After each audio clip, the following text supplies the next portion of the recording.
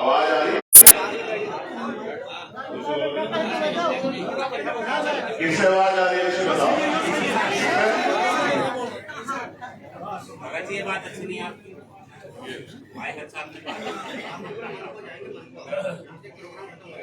बसेड़ा कुंड के सम्मानित ग्रामवासी, यहाँ उपस्थित हमारी माताएं बहनें, सम्मानित बुजुर्ग, नौजवान साथी, आप लोगों ने यहाँ मुझे बुलाया, मैं इसके लिए आपका धन्यवाद करता हूँ। लेकिन बहुत सारी उम्मीदें आपको मुझसे हैं और बहुत सारी उम्मीदें मुझे आपसे हैं।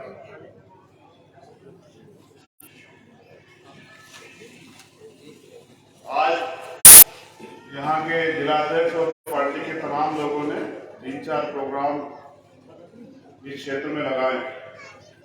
मुझे आपके यहाँ 1 घंटे पहले आ जाना चाहिए था, 1 घंटे से भी पहले, लेकिन कल हमारे विधानसभा अध्यक्ष नगीना के जो ललित कुमार है, उनके पिताजी का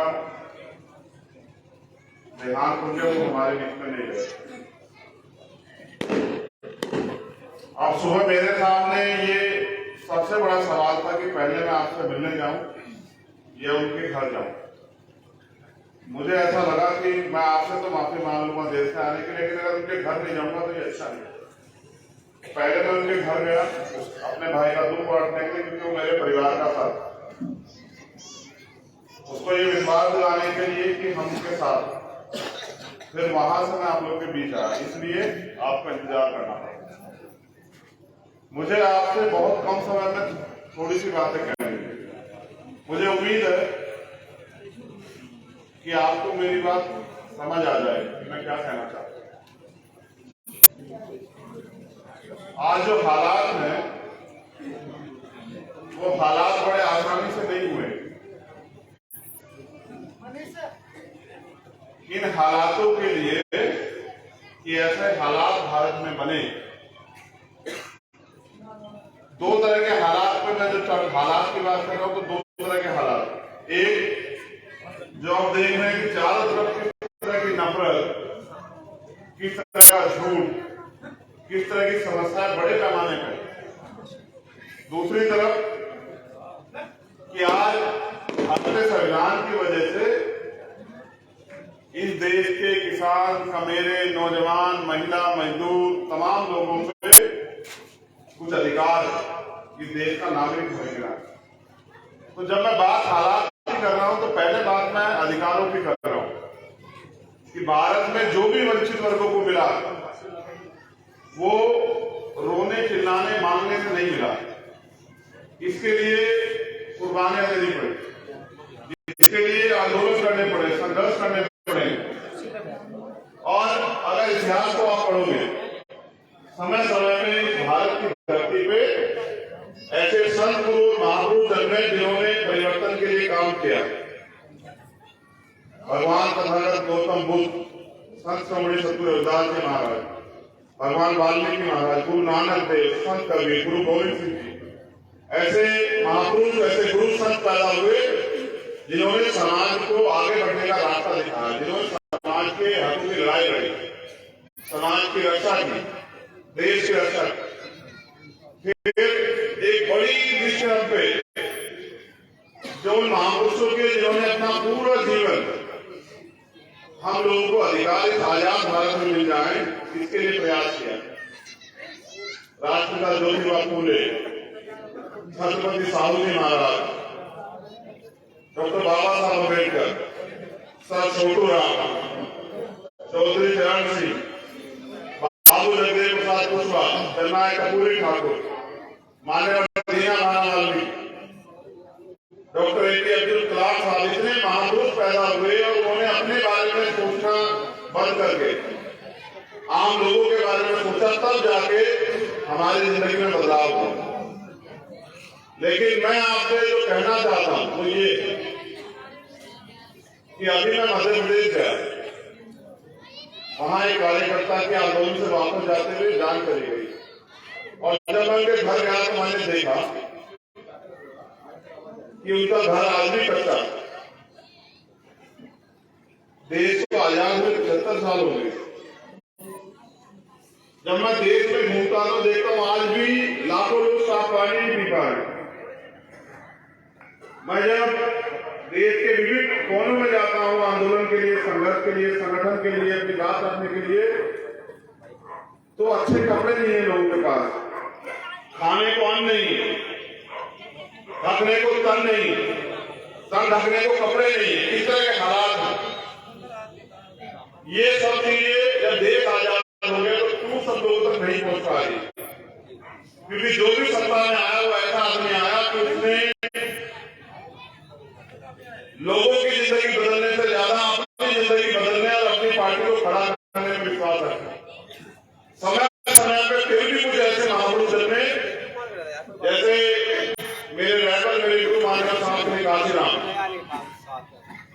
जिन्होंने अपने जीवन का एक पल हम किसान, कमेरों, शोषितों, वंचितों की तरक्की में लगा दिया। लेकिन जो आज दूसरे हालात बने वो ऐसे हैं कि नफरत का जहर बोला जा रहा है। मैं इस बात को नहीं छिपा सकता कि क्या हुआ अभी हरियाणा में। 2 बच्चों को सिर्फ जो अल्पसंख्यक समाज है, जैसे उसमें मुस्लिम हो, जैन हो, सिख हो, ईसाई हो, पारसी हो, उनके साथ जो अन्याय हो रहा है कि 2 बच्चों को राजस्थान से उठा के लाके हरियाणा में पहले पीटते हैं, उसके बाद जिंदा जला देते हैं। मुझ पे जवाब नहीं है कि मैं उनकी मां को क्या जवाब दूं कि उन्होंने जिनको बाल पोष से बड़ा किया, जिनको खून से सींचा, उनके बच्चों को जलाने का अधिकार देश के किसी को किसने दिया? और फिर कोई बोल नहीं रहा। वहां की सरकार वो जो परिवार आंदोलन कर रहा है अन्याय के लिए, वो उनके खिलाफ नोटिस जारी कर देती है, आंदोलन बंद करो वरना तुम पे मुकदमा दर्ज कर देंगे। तो मेरे जैसे लोगों का भी अगर हम लोग छुट्टी कर जाए तो ये बड़ा खतरनाक है। आज किसान को उसकी फसल का दाम नहीं मिल रहा, सरकारों ने वादे के दिए मिलेंगे। आज भी नौजवान बेरोजगार घूम रहा पढ़ लिख के, सरकार ने वादे किए कि हम रोजगार देंगे। कोई पेपर आता है तो लीक हो जाती है भर्ती, जो भी पेपर आए, सरकारी नौकरियां खत्म की जा रही, महंगाई बढ़ रही, और हमारे लोगों को बेवकूफ बनाने के लिए, गुमराह करने के लिए सरकार चुनाव से पहले अब राशन देने लगी। ये लड़ाई राशन की नहीं है, ये लड़ाई रोजी रोटी की। रोजी रोटी तो आप लोग मेहनत करके भी 5 साल कमाते हो। ये लड़ाई स्वाभिमान सम्मान की है, हक अधिकार की है, आने वाली नस्लों की है। अगर हम जिंदा होकर लड़ाई को नहीं लड़ेंगे तो फिर आने वाली पीढ़ी देश में क्या करेगी, इसका जवाब हमें देना पड़ेगा। मैं अभी हरमिंदर साहिब गया, मेरे सिख समाज के भाई बैठे, वहां के जो जत्थेदार हैं यानी हरप्रीत सिंह जी, मैंने उनसे भी पूछा कि ये देश गुरुओं संतों महापुरुषों का देश है, तो हम चुप क्यों हैं? जो अन्याय देश में बढ़ रहा है, क्या कल हम उसका जवाब देने के लिए तैयार हैं? उन्होंने मुझसे कहा कि था लड़ाई में साथ है, हम सब लोग साथ हैं, जब भी अन्याय जहां जरूरत पड़ेगी हम के साथ है। मैं तो आपसे पूछने के लिए आया, ये जो नौजवान बैठे, क्या तुम्हारी जिंदगी किसी के लिए मायने रखती है? तुम्हारा जीना, मरना, भूखे रहना, प्यासे रहना, संघर्ष करना, दुखी होना, खुश होना, तुम्हारी जीवन किसी के लिए देश में अहमियत रखती है क्या? किसी को तकलीफ होती है क्या? यहाँ पशु मर जाता है तो बवाल हो जाते हैं, इंसान मरता है तो बात ही नहीं होती। ये मेरी माताएं बैठी, बताओ गरीब तुम्हारी किस्मत में किसने लिखी? और कब तक गरीब रहोगे ये भी बताओ मुझे। कब तक भूखे रहते रहोगे? शादी कराओगे तो उधार लोगे, मकान बनाओगे तो उधार लोगे, फिर जब यहाँ का उधार उतारते रहोगे, कब तक जियोगे जिंदगी को? भाई पहले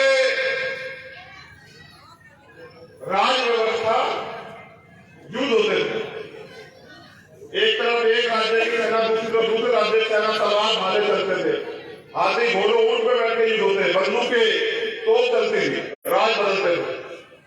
एक ऐसे महापुरुष पैदा हुए बाबा साहब अम्बेडकर, जिन्होंने राज बदलने की ताकत आपके और मेरे मुट्ठी में दे दी। उन्होंने ये कहा कि अब के बाद रानी की पेट से राजा पैदा नहीं होगा, राजा आपकी वोट से तैयार होगा। आप ये बताओ, 75 साल हो गए, हमारी पार्टी के सम्मानित नेता यहाँ हैं, हमारे संगठन के सम्मानित नेता, हमारे यहाँ भूतपूर्व वर्तमान प्रधान बैठे हैं, हमारे मौजूद लोग बैठे हैं। ये बताओ, अपने मुल्क में बेबसी, गुलामी, अन्याय, अत्याचार के साथ जीना कौन से कलबंदी? मैं आपसे पूछ रहा हूं नौजवान साथी, एक रास्ता है अपने पैरों पे खड़ा होने का, एक रास्ता बैसाखी के सहारे चलने का। आप किसको चूज करना चाहते हो बताओ? आप अपने पैरों पे खड़ा होना चाहते हो या बैसाखी के सहारे चलना चाहते हो बताओ? पैरों पे खड़ा होना चाहते हो तो संघर्ष करना पड़ेगा। जिस तरह आज आप पूरी जोश में गर्मी नहीं देख रहे हो, धूल नहीं देख रहे हो, पसीना नहीं देख रहे हो और मेरे साथ चल रहे हो, इस तरह आपको लड़ाई को लड़ने के लिए आगे बढ़ना पड़ेगा अगर चाहते हो माँ बहन को सम्मान मिले। मैं तुमसे सवाल कर रहा हूं, जाओ चेक करो डॉक्टर उठा के कि कितने परिवारों को वो सुविधाएं मिल रही जो देश के अमीरों को मिलने, जाओ चेक करो जाके देखो। कितनों के घरों में एसी, कितनों के घरों में 4 महंगी गाड़ियां, कितनों के बिजनेस, कितनों के पास खेती करने के लिए जमीन। हमने मध्य प्रदेश का आंदोलन आपने हमारा देखा होगा, जब मैंने वो घर कच्चे देखे, हमारी सरकार नहीं है वहां, लेकिन हमने उस दिन तय कर लिया कि जितने कच्चे मकान हैं हम 1 महीने में डाटा इकट्ठा करके सारे मकान पक्के बनवाएंगे, सरकार से संघर्ष करके। और आज मध्य प्रदेश के सारे गरीब, जब से उनको पता लगा वो हमारे साथ खड़े हो रहे, कह रहे हैं कि आपको भरोसा 75 साल में इनको दिखाई दिए कि किस तरह हम अपने घर में जो है टोटली स्टील के नीचे अपना जीवन व्यतीत कर रहे, किसी को दिखाई दिया, आपको दिखाई दिया। मैं आपसे पूछना चाहता हूँ, यहाँ तो हमारी जिंदगी में बदलाव हुआ है, क्या रोजगार आपका अधिकार नहीं है? क्या जिनके पास जमीन है उनको जमीनें नहीं मिलनी चाहिए क्या? जिनके पास हम टैक्स देते हैं, सरकार हमारे टैक्स से चलती है, जब हम टैक्स देते हैं तो हमारी जिंदगी में जो सुख सुविधा चाहिए उसको देने का अधिकार सरकार को तो क्यों नहीं मिल रही? आज मजदूर परेशान, किसान परेशान, महिलाएं परेशान, न्याय नहीं हो रहा है, तमाम तरह की परेशानियां खड़ी, कोई सुनने वाला नहीं। हमें इस लड़ाई को मजबूत करने के लिए अपने पैरों पर खड़ा होना पड़ेगा।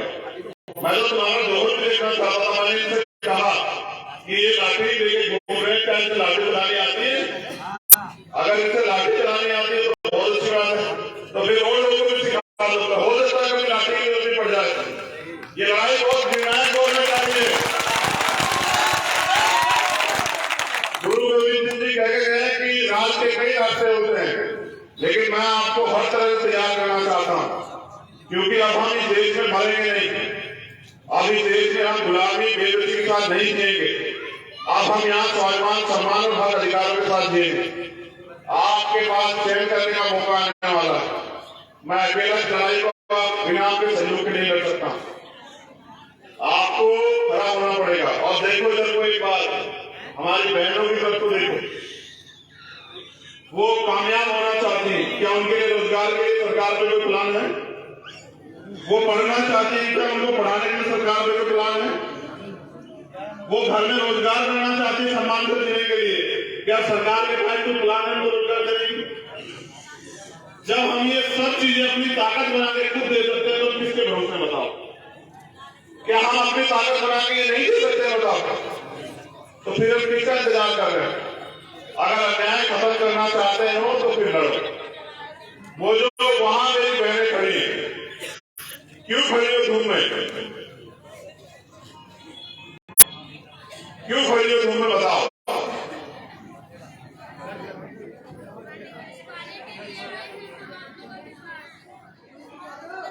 नहीं, तुम ज्ञान में बांटो। मैं तुमसे पूछना चाहता हूं, क्यों खड़ी हो धूप में?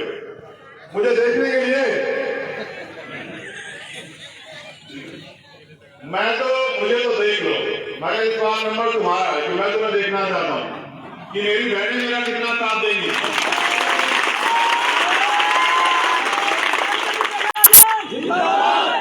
देखो रुक जाओ,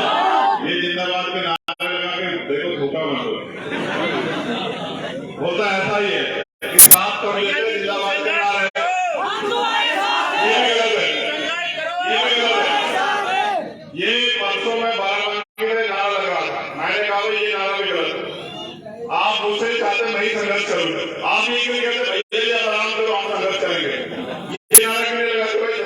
अभी वो समझ नहीं आया। इतने सारे लोग तो हो, देखो नारा एक है कि हम मिलकर अपनी परेशानी को खत्म करने के लिए मिलकर लड़ें, ये हमारी लड़ाई है। आप ये भी मानो अगर गरीबों की परवाह अमीरों को होती तो कोई गरीब नहीं रहता है देश में। अमीर तो मेरा तजुर्बा है, मैं कहना नहीं चाहता, अमीर तो ये भी नहीं बताता गरीब उसका रिश्तेदार है नहीं, अमीर के 100 रिश्तेदार, गरीब का कोई रिश्तेदार नहीं, समझ रहे हो? मैंने भी अपने अमीर रिश्तेदार देखे, वो ये कहते हैं वो बताते नहीं उनका कोई गरीब रिश्तेदार है, लेकिन मैं विश्वास करूँ हम अपनी लड़ाई को इतनी मजबूत करेंगे और अपने गुरुओं संतों महापुरुषों के रास्ते में चल के इस देश में भाईचारा अमन पैदा करके एक दूसरे की ताकत बनेंगे। और मैं फिर कह रहा हूँ एक बहुत बुनियादी बात, इलाज कराने जाओ बड़े हॉस्पिटलों में तो कहां से लाओगे पैसे?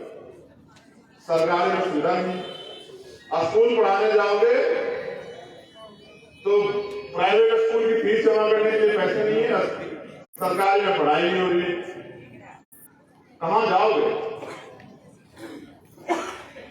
इस लड़ाई को मेरे साथ लड़ने में मदद करा और फिर देखो जब अवसर मुझे मिलेगा तो फिर आपको किसी का हाथ नहीं खिलाना पड़ेगा।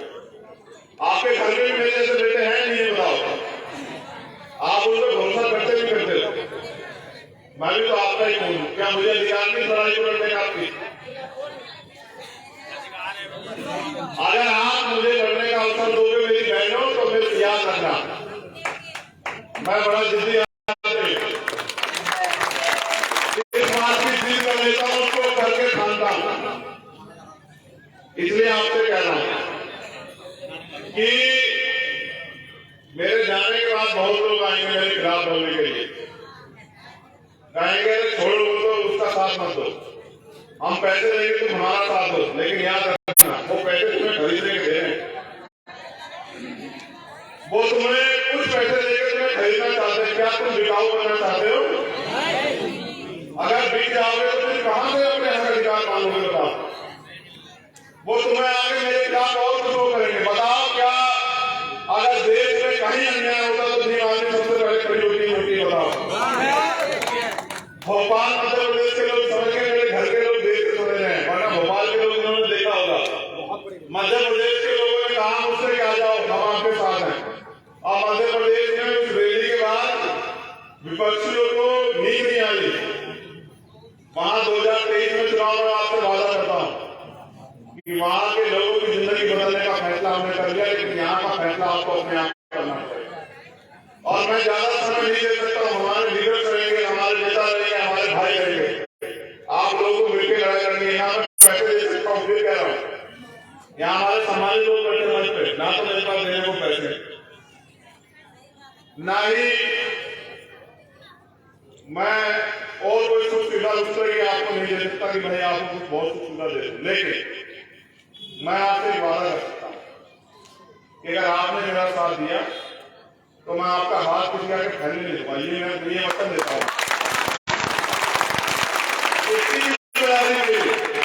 लेकिन फिर कह रहा हूं ये ध्यान रखना, क्योंकि गरीब में हमारे लोग तो पैसा शराब मिठाई खाई में भूल जाते हैं। अगर आप अमीरों के साथ खड़े जाओगे तो कोई गरीब का बेटा कैसा आगे बढ़ेगा? बताओ, ये कहाँ आया लोग, ये आपके बीच का आया लोग, एक गरीब परिवार से आता ही नहीं। मैंने आपसे अपील की, संघर्ष किया, इसको जिला पंचायत आप लोगों ने बनाया, लेकिन आप ये विचार करा लो इसके क्षेत्र में सबसे ज्यादा काम ब्लड बैंक यही करवा रहा है और कोई नहीं करवा रहा है, आप चेक करवा लो। सबसे ज्यादा काम इसके क्षेत्र में यही करवा रही है वैसे धर्मेंद्र जी, ये हमारे दूसरे जिला पंचायत। सबसे ज्यादा सम्मान अगर मुझे किसने दिया तो बिजनौर के लोगों ने दिया, ये भी आपके बीच में। और सबसे ज्यादा काम अपने क्षेत्र में ब्लड बैंक सबसे ज्यादा ये करवा रहे हैं। ये तब है जब हम पे बहुत कम ताकत है। सोचो जितनी आप लोग हमें ताकत होगी फिर क्या होगा। हम अपने परिवारों के लिए, जो हमारा बहुजन समाज है, कमजोर वंचित शोषित किसान का मेरे लोग घर तक रोजगार पहुंचाने का प्रयास करेंगे। हमारा तो लक्ष्य है कि हर घर को एक रोजगार को कम से कम मिलना चाहिए कि उसे किसी के आगे हाथ ना फैलाना पड़े। हर घर को पक्का मकान और हर घर को वो सुविधाएं जो सरकार को देनी चाहिए वो मिलनी चाहिए। तो मैं आपसे बस ये निवेदन करूंगा, क्योंकि मुझे जाना है, आप लोग यहाँ हो, मुझे सुनने के लिए आए, मुझे देखने के लिए आए, मुझसे प्यार करते हो, आशीर्वाद देने के लिए आए, तो इस लड़ाई में मेरा साथ देना। मैं बार बार नहीं आ पाऊंगा, मेरे कंधों पे बहुत बड़ी जिम्मेदारी है। जब देश में कहीं भी अत्याचार होता है, हर माँ बहनी चाहती है जहाँ को कर आए हमारे पास, इसलिए मैं समय कम दे पाता हूँ। तो आप मेरा साथ दोगे भी दोगे, बताओ? नहीं, दोनों हाथ उठाने दोगे तब मालूम। अभी हमारे मुस्लिम समाज के लोग तैयार नहीं, चिंता मत करो। आपको भी मेरे जैसा लड़ाका कोई नहीं मिलेगा, याद रखना। तो आजाद समाज पार्टी, आजाद समाज पार्टी। आप उठाओ हाथ लोग मेरे साथ। ऊपर जो लोग साथ नहीं उनको भी देख रहा हूँ, जो पहले हमारे साथ नहीं है। चलो शुक्रिया, धन्यवाद। बस एक चीज याद रखो, लोकतंत्र है, आपका ज्यादा ताकत, आप जिसको ताकत दो मिट्टी के आदमी को वो ताकत हो जाएगा। फैसला आपको करना है। मैं हर कदम पे आपके साथ, मेरा रिश्ता आपसे वोट का नहीं, याद रखना। मेरा रिश्ता आपसे खून का। आपकी तरफ उठने वाली हर आंख पे को जवाब देने के लिए मैं तैयार हूँ, लेकिन मेरी ताकत भी आपको ये भी याद रखना। इस अमीरों की भीड़ में मत भूल जाना। ये जिंदगी बदलना चाहते नहीं बदलना चाहते, बताओ? ठीक है, मेरे साथ देना। बहुत बहुत धन्यवाद बसेड़ा स्कूल के सभी साथियों को जिन्होंने प्रोग्राम कराया। वो हमारे सम्मानित साथी बदरुद्दीन अंसारी जी, सरदार बंदयाल जी, राजेंद्र सिंह जी, पुष्पराज कश्यप जी, प्रधान मंगल सिंह जी, संगवा सिंह जी, मोहम्मद इसाक जी, नौसार जी, तस्लीम जी, महबूब भाई, महबूब